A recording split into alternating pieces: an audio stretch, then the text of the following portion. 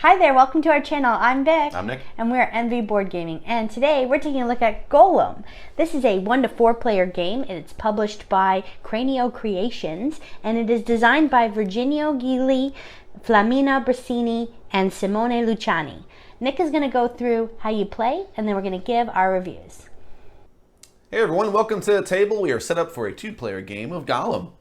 I'm going to give you a little overview of the main board here, describe what things are, what we're looking at, and then go through the actual phases of each round of the game. So the game is played in 4 rounds, which is tracked here at the Palace, where we have 4 of these cards. These are considered round trackers almost.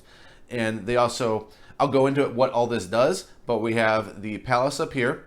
We have the library right here where you can acquire books. We have our students, which are walking on the street. We also have golems right here that get to do neighborhood actions on the block. So they care about these tiles that are on the board. The golems do when they activate actions. And the students care about income that goes across the top of the street. So we have all 3 of us, all 3 students are out, 1 on each of these blocks, these streets. And we start with 2 golems, so the players are going to pick, unless you do a standard introduction setup where it'll tell you everything will be preset, including these tiles will be preset. But here we have it all random, so this isn't an introduction setup as we have it here. We also have the menorahs at the end over here for each color. In the game, it's key to know that things are broken up in these 2 different colors. This would be considered the red district, the yellow, and the blue. And that is very key because on your player boards, that will be hinted at as well. We have the victory point tracker. We both start at 10. When we start the game, we also draft objectives. So we're going to be dealt 4, and then we're going to draft 1 each. And at the end, you're going to pick the 3 that you would like, and you'll start with some objectives in your hand. You'll also have these tiles where you can pick 2 of 4 that are dealt. Again, unless you do an introduction scenario. But here we're not, so we are having 4 random, and you're going to pick the 2 that you would like as starting resources and bonuses in general. Pick the 2 that you would like, and that will be your starting stuff. We also have a cemetery down here for golems that are killed. And let's go over our actions, because we have player boards, and we have this marble setup over here where you have an action selection. So let's go over everything. First thing we are going to do, we're going to skip phase 1, and I'll go to it at the end, because it's already set up. In it's set up, we do not do phase 1. We're going to do now phase 2. Let's go over Gollum Movement. Okay, so for Gollum Movement, you're going to look at this track on your board right here, and you can see that we start with 2 movement, no victory points. So this is the starting point right here in the parentheses. We're going to put this disc here when we start the game. We know we're moving to Gollum, and then we're going to look at the card that is for this round. In this round, it shows at the top right that we have +1 Gollum Movement. So at the main board, let's go over and take a look at that. So the blue player could do their Gollum movement, and they can split it up however they would like. We have 3 movement, 2 + 1. We could just do 1, 2, 3, and that's our Gollum movement. If our Gollum was laying down in the future, we're going to stand them up every time we move them. That's important because that means we can activate the Gollum. If it's laying down like that, we cannot activate that Gollum. It's already been activated. Every time it moves, it stands up, so we can activate it again. Forward or backward, doesn't matter. So that was my 3 Gollum movement. My opponent will do the same thing. Their track might be different throughout the game. Both of our tracks will probably be different. But at the beginning, we have 3 movement. I just did 3, and again, I could split it up between other golems of mine on the table. And that is Gollum Movement. Let's go to phase 3 here. Okay, phase 3 are our actions here on the board. This is the whole thing we're doing the duration of the game where we're picking our actions. You're going to either pick a marble from any of these rows. These all correspond to what shows here. These are the actions we can do. Or you can do a rabbi action. We're going to have 3 actions. So you're going to do 2 marble actions regardless, and you're going to do 1 rabbi action regardless. There's one that's pre-printed here that will always be available in every round. And there are 3 that cycle every round. This is your turn order track right here. So you can see the blue player is first. So let's say they want to do an action that revolves around a marble. They will take any of these marbles to do whichever action they would like. Now you have some direction because, remember, they have a demand here of yellow and red. Doesn't mean I have to take a yellow and red, but it incentivizes me to do so, because if I do fulfill that, I'll either get 3 coins or I'll get this action up here, which would be spend 2 coins to go up to do an upgrade for 4 less resources and get a victory point. Pretty good. So that incentivizes me to take yellow or red. So we have yellows and reds, but they're all stuck up here. By the way, this is all randomized. You just throw these marbles down. So these can be distributed any way you want. Another option you can do is pass. Passing would be mostly if there was a row that didn't have something, or a row that was very good, and your row you want to make it improve it for some reason. But most of the time it'll be because the action is unavailable.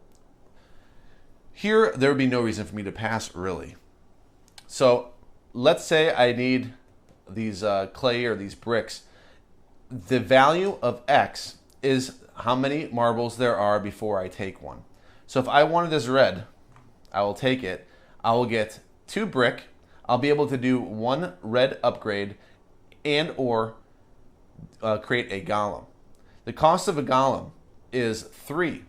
And we'll go over all that on our player board, but this is what we're doing right here. So I'm going to take a red, put it on my player board, and do the actions here. So get clay, do a red upgrade, get a golem. Those are all my options I can do. I'll always get the clay, but this is just a matter of how much clay do I have to spend to do these things, because these cost clay as well. The same concept here. I would get 2 coins because there are 2 marbles here, and I would be able to do an upgrade on the yellow gold track and also be able to purchase gold for a cost of 3 coins. This is knowledge, I believe the resource is called, and forgive me if I mislabel some resources, but we call this knowledge here, this blue resource. We would again get 2 because there are 2 marbles here. It just so happened that there was 2 in each. And also the marble count is going to be different for player counts. So this is a 2-player setup. I'll get 2 of these resources, do a blue upgrade, and or increase my study. Or sorry, I will buy a book is what that is. Again, we're going to go over all these actions one by one. And this one is also, this one's a different one because this one is a work one. This is where we activate our golems. So activating our golems has this symbol here. It looks like a hammer or a mallet. Based upon the X, which is in this case 2 again, we can also spend these blue resources to increase that level. And these correspond to how many of these golems we can activate. So if I wanted to do and activate 2 golems, I'll need a value of 3. Well, I have a value of 2 if I take this red marble or this yellow marble. I'll have to spend 1 knowledge to make that a value of 3, and then I'll be able to activate 2. All right, let's go over these actions. One other one that down here is this mirror. This mirror means I can increase any of these, or I can do any of these. So I'll have to spend a coin and I can do any of these actions on the board right here. And the value will always be the value of the mirror action at the bottom. So in this case, 2. All right, let's go over the actions here. Let's go over this one here. Let's say I do this. I'm going to take you to the main board and show you activation of working. So when you activate, you can do any of the golems of yours on the table. You'll lay it down and do the action of the neighborhood action right here. So in this case, I would draw 2 objective cards, pick which one to keep, and get 2 coins as well. And that would be doing that action. If I were to create a golem, let's say I did the action where I create a golem, it will just show a symbol like this, create a golem. In this case, if I were to do this one and activate it, it would cost me 3 less. The cost is 3 to create a golem. However, if you already have a golem in that block, in that district, it'll cost you an additional 3 for every golem in that district. So if I wanted another one here, it'll cost me 6 because one does exist already. That's creating a golem. If I do this action, for instance, if you see that, that's the cemetery. That corresponds to the bottom of the board. And I'll adjust the camera really quick down there. There is a cemetery down here. You can see you get bonuses if you're there early enough. There's also player counts there, so some of these are blocked off in a 2-player game. But you get those bonuses down here when you kill off a golem. And that just means it goes down here and it covers that. So in this case, it would be 4 victory points if I were to do that. I'll go down 1 on the movement track that you saw on my player board. And that is the cemetery action over there. All right, let's go over some more actions from the action board. So if you recall, I said that there's different colors that correspond to different things. So your yellow, your gold and yellow, this is artifact side of the board. The red corresponds to the golem stuff in the middle. And the knowledge is the left side and the top, where you get different books and different things like that. So that is all going to come into handy when you do these upgrades, for instance. So if I'm going to do the ones for bricks, I know I'm going to be focused here when I do these red upgrades. So the red upgrades, you can see on the Gollum right here, is how much I have to spend. So if I want to do this one, I'll have to spend 4 brick to do that upgrade, if I do that upgrade right here. And it will flip, and you can see now I have a new ability, and I have 1 menorah, which is going to be end game scoring. It's a multiplier. So per Gollum I have, for instance, if you do the red menorahs, it all, like I said, has to do with Golems. So for every Gollum that I don't have here by the end of the game, it'll be that number times how many red menorahs I have in my field. So that's one way to go. I could do that. Yellow are artifacts, so the more gold I have, the more of these deposits I'll be filling up. And there's 4 different ones, so I could have a multiplier of 4. When I do these upgrades, you can see I move these over for income later. These will slide over to this side right here, so it'll give me income. It'll cover these. You can see there's corresponding how much I have to pay. So if I put it up here, it's 3, 4, 5. If I give a different requirement, so let's say every time I take a red marble, I want to do something, I would do an upgrade here, again revealing this yellow menorah, and I could put it here, for instance. It would cost me 1 of these upgrades, so 1 gold, and I would put it here, and now every time I take a red marble, I would also get this income, which in this case is just a victory point because I have not covered this up. This one is easy to acquire because it only costs 1 gold. I'm sorry if I'm off there we go. If I'm off the screen a little bit. This would be easy because it would just cost 1 gold. However, to do an upgrade here costs 5 gold. So it does even out like that. Whereas this one's a lot cheaper, but it is more difficult because it requires 4 gold to fill that depot. And these on the back side have different requirements. So this one would be if I ever took a blue one, if I ever took a blue marble, and if I ever took a book, or what do we have? Create a Gollum, then I get this reward. So different things you can do. And that would be upgrading the yellow. So the blue is, well, it's going to be the blue area. You can upgrade these. For instance, you're going to get a blue menorah, and you're going to get a bonus victory points, in this case, 2 victory points, for every time you get a book, which is something I'll go over right now. All right, so these are the books here on the main board. If you were to acquire any of those will go on the top of your player board, and they will trigger off. The books, let me get this example. If I move up tracks, you can see how many books can go in a row. This will also be an income for the blue as well. These knowledge things up here. And this is also something you can upgrade. So you can see on the back side. So if I were to pay 4 of those knowledge resources, you can see that this improves. And it'll also give you a blue menorah. Just something else that you can spend on the blue. So this one's really expensive. You'll spend 8. However, when you flip it, it'll give you a multiplier of 3 with the blue menorah. That multiplier is how many of these books you have in different columns on your player board. So looking at a player board for reference again, I'm going to move, take a spare one right here. You're putting the cards up top right there. So they're going to actually be up there. And these are the things you upgrade below them. But they're going to trigger off every time you add a card to that slot. And you can only have as many cards as you have allowed on this board. But you're incentivized at the end to have cards in different columns because that is the multiplier with the menorahs. So if you did all 4 of those rows, it would be 4 times the number of blue menorahs. Okay, that will cover the actions on the board. So on the main action board, let's go over the rabbi actions you have in the action board. Okay, so you have 3 actions in a 2-player game. You're going to have more of those actions over here in a 3- and 4-player game. You have 1 rabbi that you have. You can do this as your first action even. You don't have to do it as your last action. But most common, if there isn't anything, you're probably going to take the marbles you want before these. You cannot do the same action as somebody else unless you're doing this one at the bottom, the pre-printed one, where you get to put a Gollum in the cemetery, and you get these resources. You get to pick which of these 3 resources you would like. You're going to put your rabbi on one of these spots and do that action. This will also determine player order. in the next phase.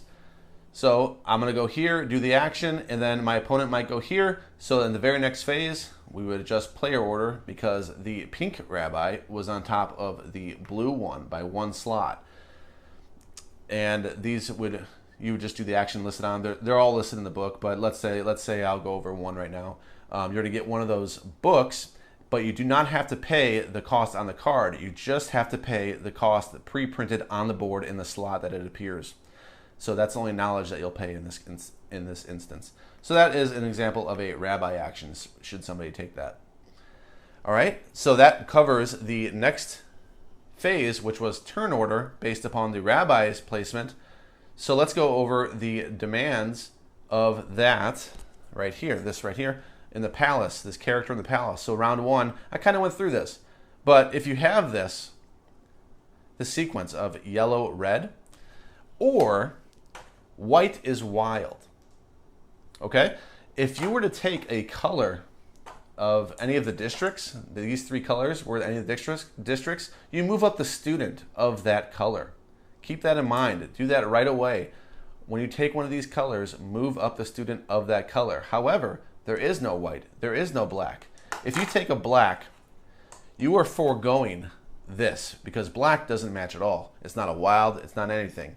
What it does do is it moves 2 students in different districts. So it helps in that regard. And you'll see why that's helpful in income and in Gollum Control, which is the last phase. The white ones, you do not move at all. No students move. It's the only marble that no students move. However, this is a wild marble. So it can fulfill this request. A wild would fulfill either of those, yellow or red, whichever you need. And in this phase, you're going to either take 3 coins or do the action up here. All right, now, next phase, let's go through income and development. For income, you have to look at your player board and the main board to see not only what you have on your board, but where your students are that give you income. So looking at our main board here, we're going to see where we're going to gain income. We're going to look at our artifacts. Let's say I had 1 gold. This is all I had in the first round. But that depot is done because it only requires 1 gold. So I have to look over here and see what I get for income. In this case, I'll get a victory point, another victory point, and 1 coin. That will be my income from this area. Over here in the Gollum area, I'm going to get 2 victory points. Over here in the knowledge area, I'm going to gain 2 knowledge based upon where I am on this track. Those will be all of my income from my player board. If I were to look over here and move my camera to the player board, I'm going to look to see where my students are. In this scenario, I have not moved my students in this example, so I would gain no income from the player board. However, if I were over here and over here, I would gain a coin and 2 knowledge. And that's the income phase. So the last thing we're going to do in the income phase is we're going to develop. So you can develop anything on your player board that shows the arrows where you'd expect. So I can upgrade this for 5, this for 4, this for 2, and this for 8 blue, the blue resource, the knowledge resource. I can do upgrades here. This is all the same as we already learned on the action board. Just now, you can upgrade anything. It doesn't matter. You just spend the resources needed. So these would be the bricks, for instance, if you want to upgrade something on your Gollum. There are various upgrades here that you're going to have to learn the symbology on. Let's just do one for example. If I spend 3 of these bricks, I will flip this. I'll have a red menorah, and immediately one of my golems is killed, and I'll get double the bonus resources that I cover, and that includes victory points. If I were to put it on the 4 victory points, I would get 8 victory points. And while this is instant that I kill them, this lasts the entire game. Every time I kill a golem, it's going to be 2 times what the resources I cover. So that's just one way to upgrade your golem. You can see there's multiple ways right here. All right, and lastly, let's go over Gollum Control. All right, for Gollum Control, we're going to see how far ahead our golems are ahead of our students in that district. In this case, I'm ahead by 1. In this case, I'm ahead by 1. And in this case, none, because I don't even have a golem over here. So my student is over here at the top, but I don't have a golem, so I don't owe anything. So 1 plus 1 knowledge. So I owe 2 knowledge in order to pay the Gollum Control. If I do not have the knowledge to pay that, for every Golem I do not pay, I will lose 5 victory points. Note that if let's say I was all the way over here, and I owe 1, 2, 3, and I have 1 extra after paying for this one, I will have to pay that 1, and I will still lose those victory points. So that's Gollum Control. At the end of this phase, we go back to the top, and since we did not do this in the first round, I'll go explain a little bit. We're going to refill the marbles right here, so we're going to drop the marbles. We are going to refill these actions here, and we're going to lose one of those books at the far left at the top of the board. We're going to lose one of those, and it will replenish. At the end of the game, we have this little cheat sheet here that shows you what scores. So again, you're going to get the multipliers that I mentioned already. You're going to get the objectives right here. Note that on the objectives, yes, you'll get that if you kill 2 of your golems, but you'll also, for different ones right here, so like these are totally different requirements. So the gold here would give me, if I had 8 gold in my deposits, I will get 4 victory points, and these are 2 different ones, so I would get these 2 victory points here for having a different type. So we're going to get those, and for every 5 resources, and you can see what the resources are here, you're going to get a victory point for that. And there you go. That'll give you an idea of how you play Gollum. Let's go back up top and tell you what we think. All right, and we are back. Thank you so much for giving us an overview of that game. Lots going on. I'm glad you did the teach. What a game. It's interesting, certainly right from the cover, looking at it. Very striking. I mean, we left it on the table, and I went in the middle of the night to use the restroom, and I got kind of spooked by a little face down here. Cover? Yeah, because it was illuminated off the light of the outside. I don't know. It's not right. It's kind of like the pillow that you have in our living room. It's her cat that she has at her back in her Canadian home, and I can see that face. Just look, it's a huge picture of it, and sometimes I think it's like a real cat in my house because I don't have 8 pets. What the hell? Yeah, that one had that effect too. So yeah, this game is definitely different in the look of it, and just even the player boards have like a creepy face where you put the marbles in, and I like that. Yeah, so right off the bat, I was impressed by the creepiness. Yeah, it is a creepy theme too. So things we like. Yeah, first? Creepiness. I love it. I'll say my pros, I guess, about the game right off the bat. I love the designers of any game that they do. I pretty much will enjoy. I find that there's not much that I'm disappointed with these Italian designers here. You know?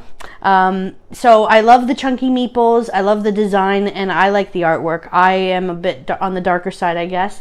I like the way it looks. I love that things can be flipped and changed, and there's so much replayability of the game because different tiles are going to come out, different ways to play. When we were watching instruction videos and reading the rule book, it was apparent to me, especially after the first couple of plays, that you can't really go for everything.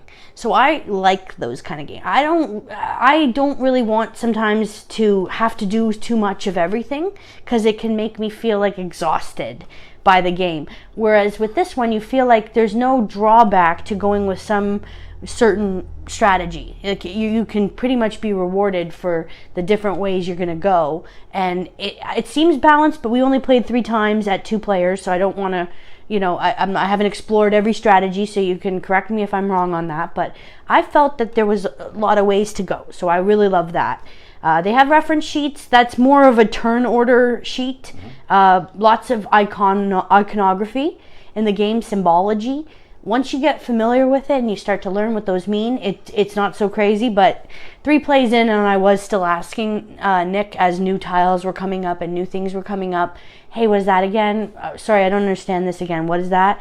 So that there was that, but it's always nice to have these meatier games that I enjoy. I really like the marbles. I love that. I miss, we had Potion Explosion at one point. We don't have it anymore, but I really liked pulling those out, picking marbles. So that just is a mechanism that I enjoy right away is marble. It's our only marble game left, but we like Gizmos, but we played online. Yeah. So it's not a marble game to us if it's an online game. Yeah, and just right away, I guess the positives, the component quality as well is decent. It's pretty good. There's nothing I can knock it on with that. Some cardboard tokens, some wooden pieces, little chits. Nothing too wild on the production of it. There's a 3-dimensional table piece, the synagogue, that holds the marbles, so that's appealing because it's got like a table presence. It's Was neat. it easy to put together? Yeah, it wasn't too bad. Once you use your brain and you follow the instructions, it was like two or three instructions to put the whole piece together. So it wasn't very much involved in it. Had a lot of fun playing it too. I haven't won, or maybe once the first time, but we think we played it a little off. I don't know who won the first one. Did you Yeah, win? I think I may have. Okay. Yeah, but that doesn't matter because I still enjoy playing it, and I like that it's only 4 rounds. So when you're playing the game, it seems like, oh man, I got to get things together. I really need to get going here. We're halfway through the game by the time you're through 2 rounds. And I love when games are in phases. I like when we're going through steps and it's clean that way. At first it felt overwhelming. There was a lot going on, a lot to explain, a lot of things to do, as I mentioned.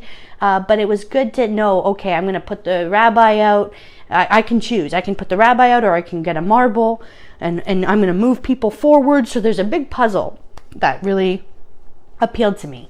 And I guess that's my short list of pros so far. Yeah. What about you? I have some crossover in pros. I like, it's Thinky. I like Thinky. And this is a Thinky game. And it does have that replayability because a lot of things are double-sided that you're going to start on different things. Your artifacts are going to be different for the income. Things are flipping around. There's different cards that come out, different demands are going to come out. Even the neighborhood boards, the actions are all going to be different every time, as long as you're not doing the intro scenario every time. I don't know why you would. Just mix them up and then put them in ascending order. The objectives will be different every time. Right from the start, I'm liking the game because of the objectives, give you some direction, and you're drafting those objectives. You're not just saddled with them. You get to pick what way appeals to me. Well, this way maybe, and now maybe I'll build around this way. Maybe this is more artifact heavy. Maybe this is more Gollum heavy. Maybe this is more knowledge heavy. And I did explore all 3 purposefully. In each 3 games we played, I've done all 3 different ones. This last one I did with Gollum. The one before that was knowledge. And the one before that was artifact. And I felt it was balanced, although I can't say much for the artifact because that was my first game and I was still learning. There's definitely a learning curve for your first game. It took me a whole game to kind of get how things tie together. I wasn't getting it at first. At my first play, I didn't know if I liked it because things they weren't tying together just right, and it rewards multiple plays. I feel like once you hit your second game and your third game, now things are really making sense. Your actions, you feel more guided in your actions. Like, okay, when I do this, this is going to reward me with this, and this is what I'm going for. I want to stay focused right here if I can. Maybe spend a turn not doing that, but most of the time you want to focus a little bit on something in particular. But you will need resources to do other things. So you'll feel that struggle, like, oh, I haven't really been focused on the gold this game, or what have you, and the knowledge. Yeah. So I don't have the golems out here, or I don't have the artifacts for income. My income's very low because I haven't done any artifacts, which was me last game. But I was able to make up for it with more golems. I did more things, and there is that tug of war in between of the way you're guided. It feels like, okay, I've neglected things and it's hurting me a little bit in these different spots. But it's a cool feeling to try to mitigate different things on the board, try to figure out how you're going to pull off getting the resources you need when you haven't been focused on certain things throughout the game. Even the action spots, how can I trigger off that action? How can I get somebody to the cemetery? What ways can I use my rabbi maybe? Maybe there's something out there for the rabbi action that I can utilize. So it's a very thinky game. It really is rewarding. There's a lot of good points there. Let's go into negatives. Yeah, I just want to say too, Sure. even the strategy of passing, it doesn't mean you're out. And that's interesting because sometimes when you're doing games and you have a pass action, you sit there like this and you watch other people do stuff and you go, oh, I could have done that one extra thing, or man, now that's available. Oh. Now, or not now, but in this game, you don't have to make that choice to pass, that it could actually be advantageous, or you could strategically pass, or you could just pass because you just want to maybe put those marbles back in if you have an opportunity to do so. You may not ever use that action, but it's there for you if the marbles didn't come out in the action you were determined to do, and you can say, I'm going to make that action better, or I'm going to make it so the marbles go, see what happens. That's a good viable option, sure. Yeah, and I think that despite having only 2 marble actions that you can pick, it's nice to have 3. Yeah, it's nice to have 3 things you do with it, even if you don't do all of the stuff. It's still nice, and then always that challenge of matching the marbles that is being called for in the Golem cards at the top. I don't remember the name of those. Yeah, in the palace, those individuals in the palace that have demands. There's a lot of multiple layers to this. And you don't have to go for those. I mean, if you really had determined, I didn't go for them a lot of times. I'm like, you know what? I'm not going to listen to these people in the palace because it's throwing off the game I'm doing. Yeah. And I might want that black. Might want to move to, the students. There's different, there's totally different ways to go. It has a lot of replayability, so that's definitely not going to be a negative for anybody reviewing this game. Yeah. Replayability's high. So in terms of cons, now, this game can be kind of punishing in a sense where you can lose, if you lose focus, if you I don't know, this is maybe a me problem, so I don't like to just assign it to the game, but you can feel defeated if you make errors. And by errors, I mean you forget about, let's say, your golem, and the teacher is not your scholar is not mated up close enough to that Gollum, and then you forget about it and you're doing your own thing, and then when it comes down to the movement, the control phase, I've lost control and I've lost 15 points or 20. I try to mitigate it by undoing, oh wait, but I could have done this, and then but it's still like 15, 20 points lost. And but that was something that I did wrong, and I recognized that, and I said, okay, this game, clearly you can't go for everything. So that's a flip side to my pro, because sometimes I like point salad games that you can go for everything and there's nothing wrong. There's no bad move, right? There's no everything's rewarding. Everything's rewarding, yeah. But whereas this game, some things are not really going to help you, but you think they might for like some temporary gain. Like, oh, I'm just going to now I'm going to start going for moving my guy forward and try to get to the menorahs at the end. Well, those are what those are called, I think, right? Yeah, and then maybe, that's not the best thing for you. And that was kind of silly to try to rush to the end when, you could have done something else, because you really are limited in how many things you get to do ultimately. So you have to really plan, I'm going to do this, then I'm going to do that. Because if you kind of lose sight of that, it can affect your game. It rewards multiple plays. It rewards. So if you played somebody and they're not quite sure how endgame scoring works, because it's hard to explain endgame scoring to somebody that this is their first game. You have to, because now you know a multiplier. You're explaining these yellow, this red, this blue, and you might see a situation where, okay, well, I can do an action of upgrading the yellow, for instance, the artifacts, but I don't have any artifacts, and so the point is nil. Like, I'm just doing it because I can do it. But if you understand the game and you say, I don't want to upgrade because it's not going to give me points at the end, really. I want to save this for something else. And you can see with experience how things are tying together much better after a playthrough. Yeah. Negative for me, my biggest negative of this game actually was a neutral point, I guess, for you. The components. I don't like the cardboard chits. I don't like them. They're very small. I would think that this would be an awesome game to upgrade with the knowledge tokens, the bricks, the coins. I don't like any of those at all. They're really small chits. And I don't think we'll ever play with those coins anymore. We can just upgrade those coins easily. But the knowledge, not easy to upgrade. The bricks, fairly easy to upgrade. We can do that. I think that's my biggest con. Because once you learn the game, there's no cons really for me. I like that it's punishing. It can be punishing, because it rewards you coming back to the game and doing better. It rewards you to come back and try again, understand what's going on, and enjoy it more and more each play. So I don't give that a negative. The struggle, just you got to do better. That's not a negative to me. Yeah. So I have a lot of pros and not very many cons, so I'll give my score. My score is very high. It's a 9.2. It's one of my favorite games of all time. I enjoy it so much, and we just played it back to back to back, and I loved it each time I played it. And I saw things tying together. It made me think. I enjoyed every action was rewarding. I'm glowing about the game because at first I wasn't sure about it. It's like, oh, there's only 3 things I can focus on. Oh, there's a lot you can focus on. Yeah. Things are tying together. They're branching off. And if you're going to this game thinking there's 3 things you're focusing on, you're going to get smoked because there's so much more to this game, and it's really brilliant. Yeah, I think losing that mentality of like, I got to cover everything. I got to try to get multipliers on everything. I don't think so. And I'm not like a Golem teacher. I don't teach this game or something, or I'm not a guru.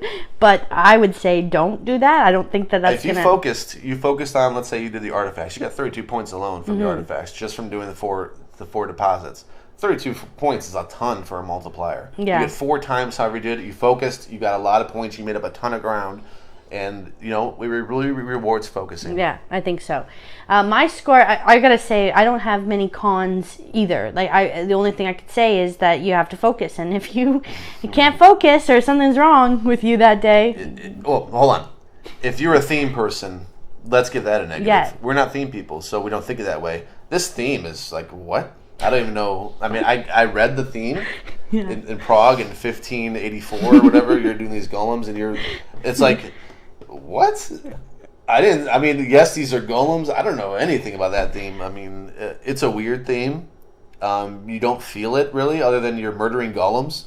Yeah, it's dark. That was weird. And, you know, I asked Alexa, I asked one of our voice assistant what it was, and they were talking about J.R.R. Tolkien. Yeah, and then which isn't really tied to this. No, because then he read the description and went, oh, okay, that's interesting. So, yeah, I never thought about making a game like this, but I guess it makes it really unique. Mm-hmm. The theme, I mean, I like the darkness of it, but I don't know anything else. This is a Euro game. If you don't like Euro games, don't get it. That's all. It's a straight up Euro game. It isn't for the people that just want the cute animals. This one is, there's meat to the bone here. If it's not your style, it's not your style. I won't recommend it for people that aren't Euro, fans. This is Euro. This is one of the most Euro games there is. I love Euro games, so this one is fantastic. Yeah, my score for this game was high as well. I gave it 8.6. I enjoyed it a lot. I always like when we can find time to do a Euro. We do play a lot of heavier games, but we mix it up sometimes with lighter ones, and this one is definitely a heavy game I would go to play anytime. So had a lot of fun with it. Not much negative to say. Good scores. Yeah, really enjoyed it. Thank you so much for joining us today. We hope you liked this video. If you did, please click the like thumbs up and subscribe to our channel for more great reviews of new games. We'll see you next time. Bye. Bye.